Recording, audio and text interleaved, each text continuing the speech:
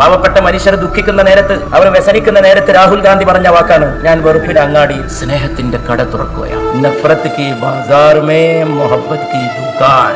അങ്ങനെ പറയാൻ ഒരാളുണ്ടല്ലോ ഈ രാജ്യത്ത്. രാഷ്ട്രീയത്തിന്റെ തിമിരം ബാധിക്കാത്ത കണ്ണും ശുഷ്കിക്കാത്ത ഹൃദയവും സ്നേഹം നശിച്ചു പോകാത്ത നോട്ടവും ഉത്കടമായ വാക്കും. ഇത് രാഹുലിനുള്ള സമ്മാനമാകട്ടെ. എന്റെ മാതാക്കളുടെ മുമ്പിലുള്ള എളിയ സംസാരം.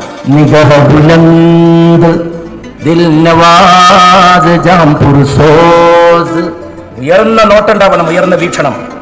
ചെറിയ നോട്ടൊന്നും ഉണ്ടായ പോരാ, ഉയർന്നു നോക്കണം രാജ്യത്തെ, ഇന്നത്തെ, അതിന്റെ അപ്പുറത്തേക്ക് ലോകത്തെ. കുട്ടി മനസ്സുള്ളവർക്ക് വലിയ നേതാവാൻ കഴിയില്ല, സങ്കുചിത മനസ്സുകൾക്ക് കഴിയില്ല.